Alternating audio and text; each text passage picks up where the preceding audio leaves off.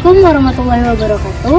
Hari ini kami bersama Ketua STIE Bangkinang sedang mengunjungi Masjid Jami yang terletak di Air Tiris. Masjid Jami ini selain digunakan sebagai tempat beribadah, ini juga dijadikan sebagai tempat objek wisata di Kabupaten Kampar. Masjid Jami ini merupakan masjid yang tertua yang ada di Kabupaten Kampar yang didirikan sejak tahun 1901 oleh Datuk Engku Mudo Songkap. Nah, Masjid Jami ini merupakan masjid yang sangat unik. Mengapa demikian? Karena Masjid Jami ini didirikan dengan 40 batang kayu, yang mana kayu itu tidak ada digabungkan dengan paku sedikit pun, pure dengan kayu. Nah, mengapa dibangun dengan menggunakan 40 kayu? Perlu kita ketahui bersama bahwa Masjid Jami ini dibangun pada hari Jumat, dan tepatnya itu didirikannya sholat Jumat, yang mana dalam melaksanakan sholat Jumat itu harus dihadiri minimal 40 jemaah. Selain akan keunikan dari Masjid Jami ini, ternyata Masjid Jami ini juga memiliki sejarah yang mistis.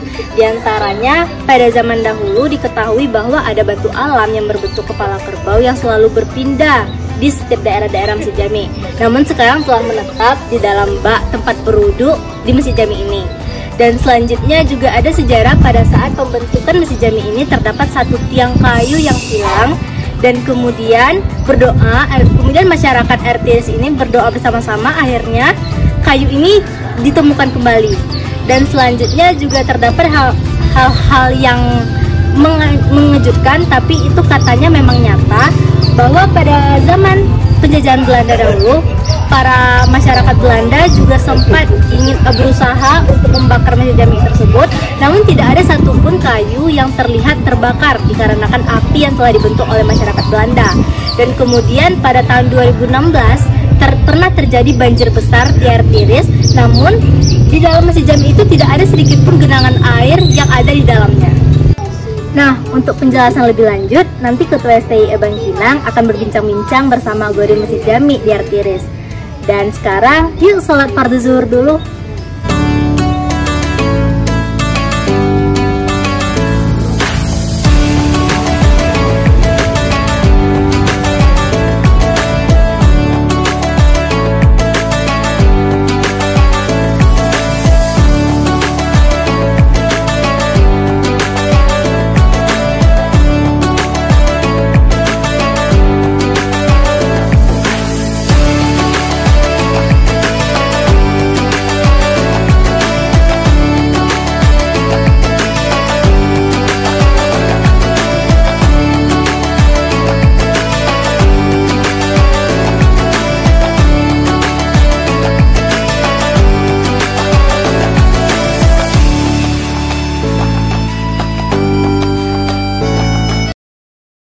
Assalamualaikum. Waalaikumsalam.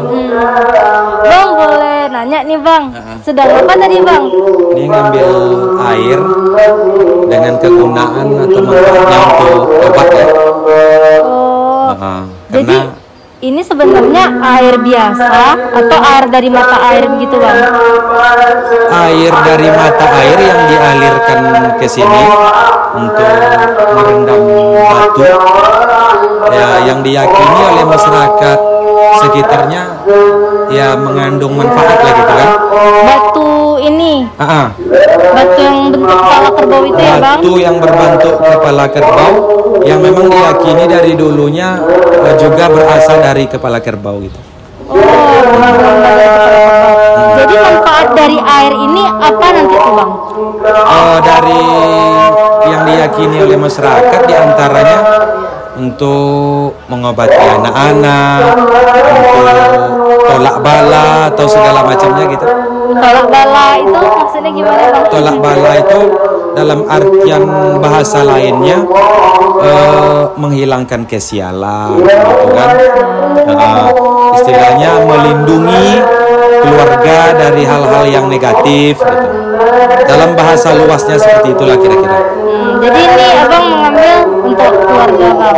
Untuk orang lain. Ini pengambilannya bebas di sini ya Bang? Bebas, tidak ada harga.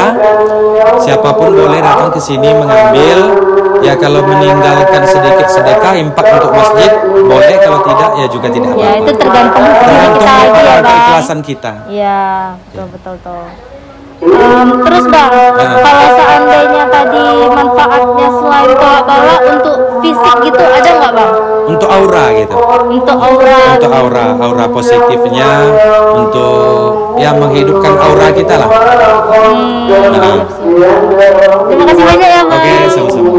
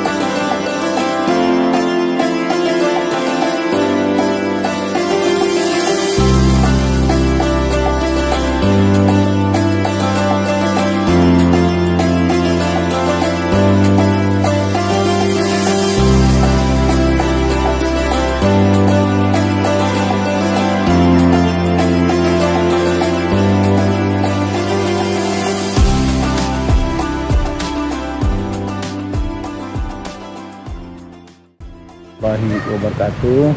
Waalaikumsalam warahmatullahi wabarakatuh.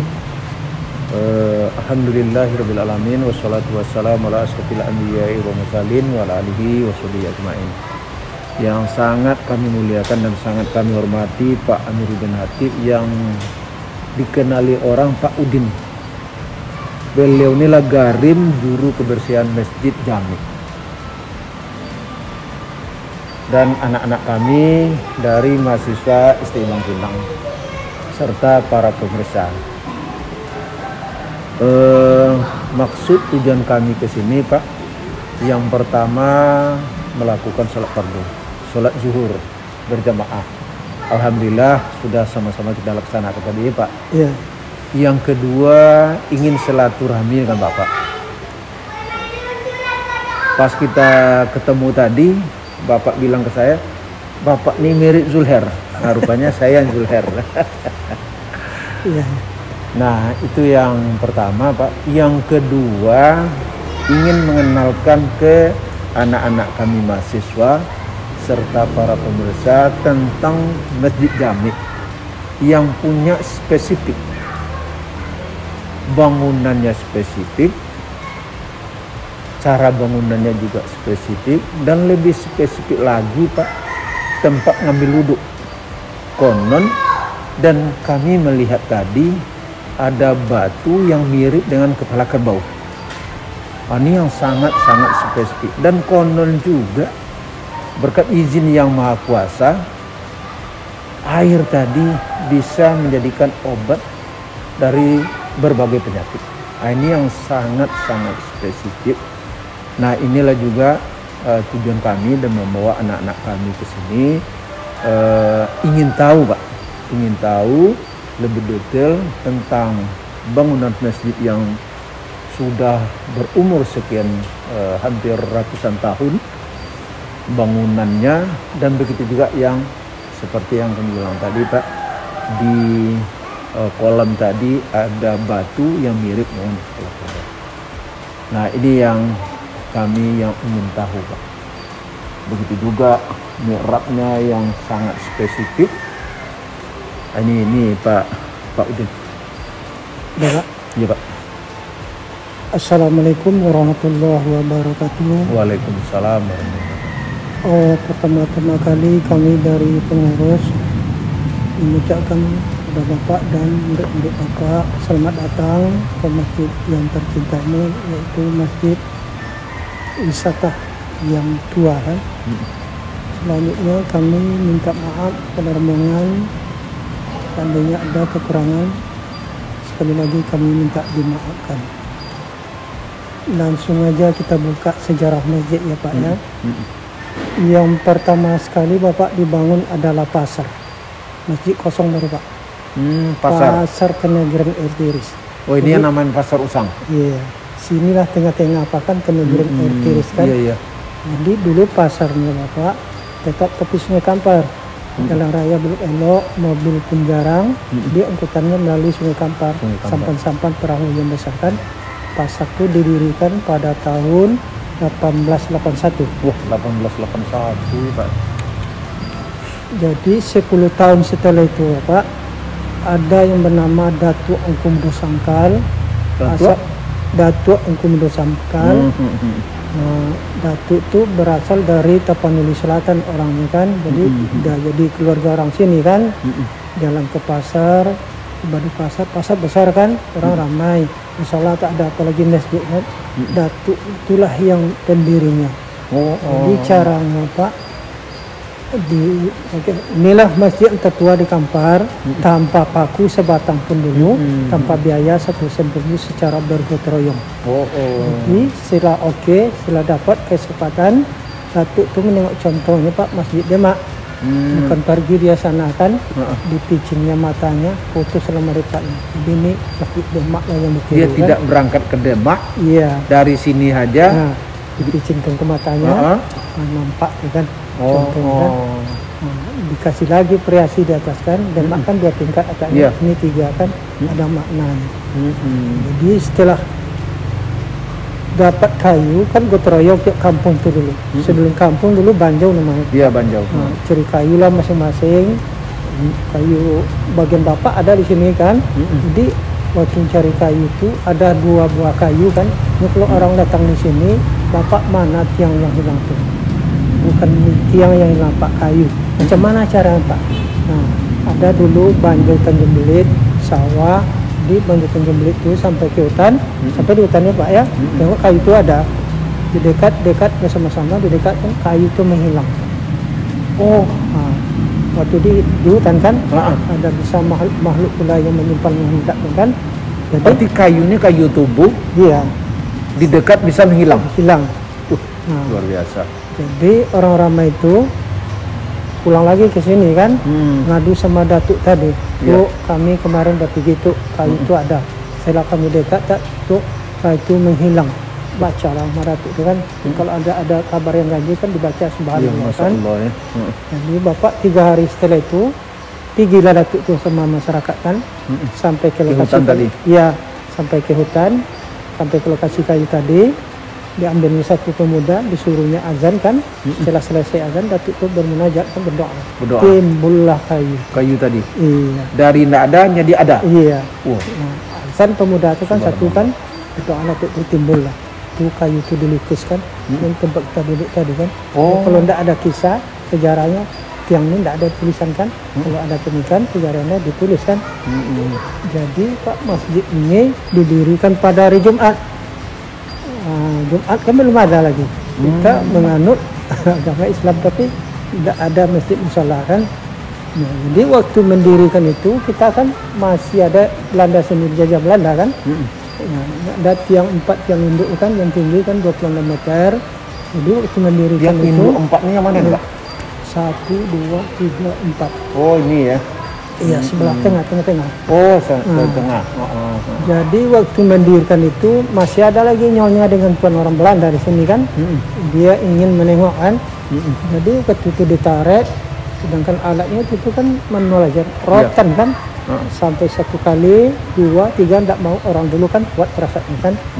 Karena ada nyonya di sini, tuan berada di sini, mungkin sebab itu. Itu yang tidak bisa. Jadi dibawa lah berunding nyonya dengan tuan nyonya.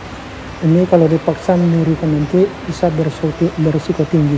Lebih elok kita tuan nyonya agak menghindar di sini ya. Jadi yang membawa apa itu kan berunding sama nyonya itu Jakfar namanya, Haji Jakfar kan. Jadi ke pasar sini. Ini gila nyonya Renton itu ke pasar dibawa Jakfar kan. Setelah terlindung hilang, ditarik. Baru alhamdulillah barulah berdiri.